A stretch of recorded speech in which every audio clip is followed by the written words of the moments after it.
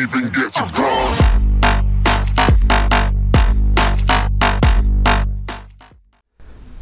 Hey, how's it going guys?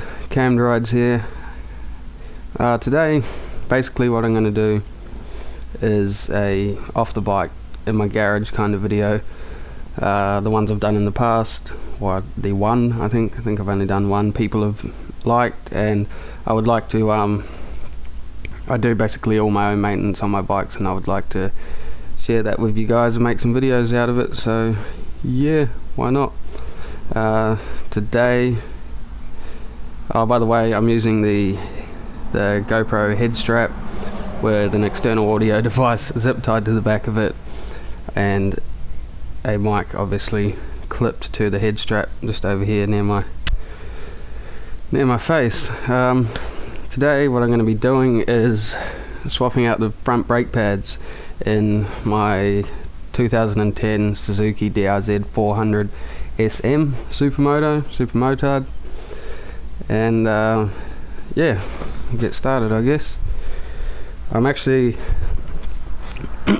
not sure if I will have to take the wheel off to get the brake caliper off, because I haven't done it on this bike yet, so we'll learn together as we go.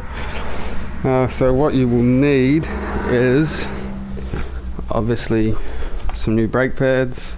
I think these were $39.95, just random ones, whatever they had at the shop, they'll do.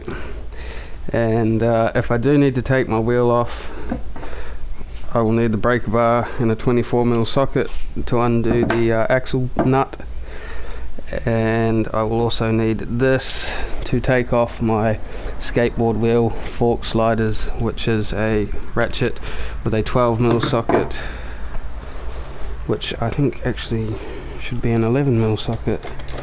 Yeah. Oh no, sorry, 12mm sockets for the caliper bolts, so you'll need a 12mm socket for the caliper bolts. If I do need to take these off, the 11mm socket is for the skateboard wheel fork sliders, that's for the same thing.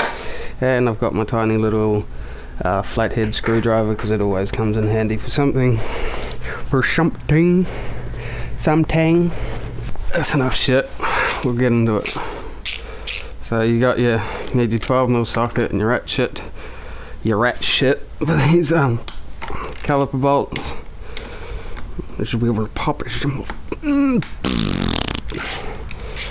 Oh man, I gotta try not to be a retard in this video. In case anyone was wondering what which bike it was under the black sheet over there, it's my Ninja 250, getting her ready to go to a new home. Can we get this off? Yes we can. Well, that makes it nice and easy then. One little tip is don't pull your brake lever while you got your caliper off, because your pads will obviously come together and it's a pain in the ass. So we've got to undo this little grub screw looking thing here, which acts as a retainer for the brake pads.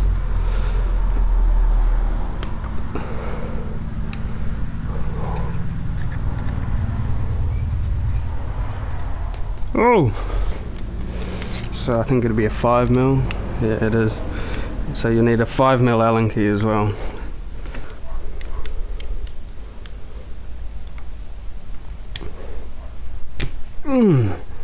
Yeah.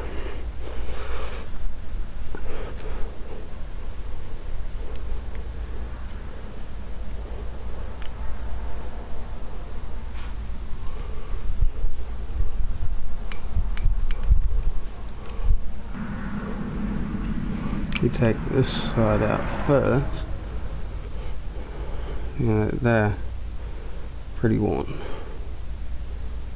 Not overly, but reasonably. Can we get this one out like this? Yes, we can. Right, I'll open up these new brake pads.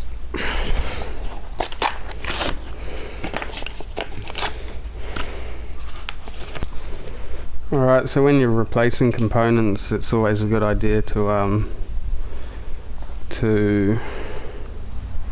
compare old to new, make sure everything looks the same, which they do.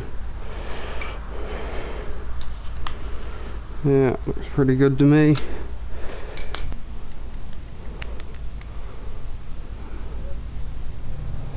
You just got to clip it in to that little groove there. This end goes into a little groove. Clip it in there, and get your other one.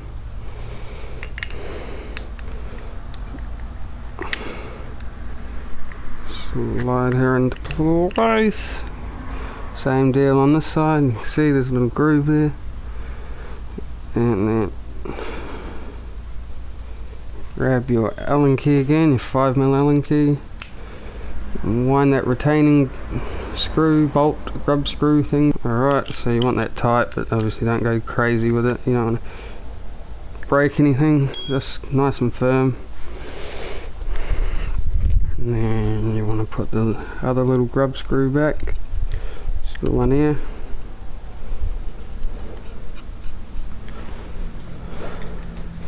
Flathead screwdriver.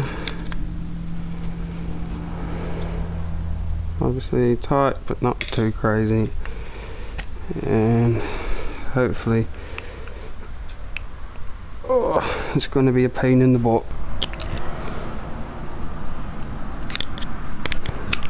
So you just want to kind of get the screwdriver in there, just be gentle, and just lever them pistons back a bit. Try not to do it on the actual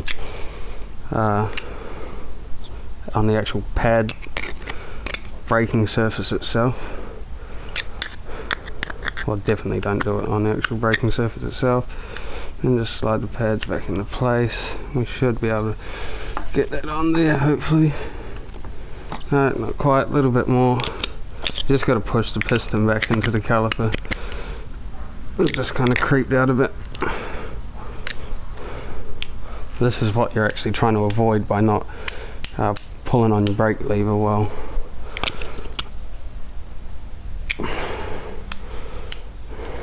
While you have the caliper off. But for some reason it happened anyway.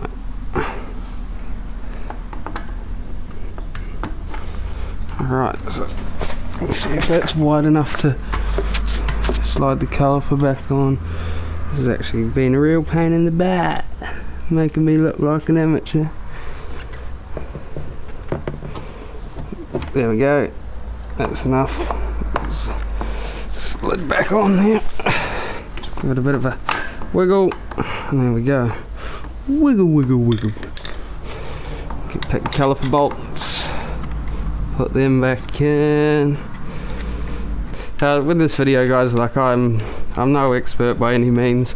I did 2 years of a diesel fitting apprenticeship, and I was stupid enough to leave it, and I did a year of a year in a different gearbox shop before that. So, and I've always done all my own kind of mechanical stuff, so I'm reasonably in the know. I'm not stupid when it comes to this kind of stuff. I'm not an expert either, so I'm just trying to share what I know. I'm not trying to be a know-all or anything like that. You know, yeah, that's all I wanted to say, you know. Okay, so I've also got this. This is really handy. I suggest getting one of these if you don't have one. They make them for a lot of bikes, so not just for the DRZ. There's heaps of bikes out there you can get it for. It's the Haynes service and repair manual for this bike, and it's got just about everything in here you want to know. It probably does have everything you want to know. So yeah, I highly suggest getting one of these. It's got all your torque specs, all that kind of shit. So yeah, really handy. In the meantime, if you don't have one and you guys have a DRZ400SM 2000 to 2010 and you want to know some specifications, just chuck me a message, and I'll get back to you if you need some specs. Anyway, I'm going to look up the torque specs for the caliper bolt. Okay, so here, if you do have the manual, it's on the torque specifications for the brake caliper bolts, brake caliper mounting bolts, on section 7 or 7.2, or chapter 7.2, whatever the shit. But anyway, okay, so brake caliper, torque specifications. Brake caliper, front caliper bracket bolts is 26 Newton meters or 19 foot-pounds. So obviously you're going to need a torque wrench, and you're going to need that. Alright, we'll actually quickly just nip these up, these brake caliper bolts up with the ratchet a bit faster. Okay, alright, so what did I say? I said 26 Newton meters, 19 foot-pound. So we want to go in 14, 15, 16, 17, 18, 19 foot-pound. And tighten up your little hoodicky down here. And I always just get a little bit each one, go side to side, stop anything from warping. I really should have completely serviced the caliper and re-greased the pins and shit, but I will do that. This bike's going to go off the road for a little bit in about a month's time, because I want to put some hot cams in it and stuff like that, so I'm just going to do all that then. Okay, so there we go, 19 foot-pounds. Click, and then I'll just go and check them again just to be sure. Click, click. So yeah, I think that's pretty much it, guys. Wheel still spins. It's obviously a bit tighter being brand new brake pads. I think it says on here around 200, oh, I've ripped it off. I think it said around 200 kilometers of average riding, not highway cruising, like around town riding where you're actually using the brakes to wear them in. So yeah, that's pretty much it, guys. If you don't hear from me again, my brakes failed and I died. I'm kidding. If you want to see more videos like this, I'm going to be doing a heap. I'm going to be doing some more bike reviews before I sell the Ninja 250. I'm going to do a review on that, a full in-depth review. I'm going to be back on the ZX6 soon, which you can probably see through there. I'm going to do a full review on that. Now that I've had the DRZ for a while, I will eventually get around to doing a full review on that. I do all my maintenance on this bike, some of it on the ZX6, what I can without voiding warranty, but as time goes on I'll be doing more of my own maintenance on that bike. So yeah, there'll be stuff to come on this when I do the cams and valve clearances and all that on this bike. On the DRZ I'll get all that. I want to do a heap of these videos and I'll just put them in a separate playlist, and hopefully they're really helpful. So yeah, if it has been helpful to someone, or to one of you guys, or to all of you guys, or whatever I'm saying, or if you like the video, please subscribe for more. And yeah, all these hand signals and stuff, very good. I'll catch you later, guys.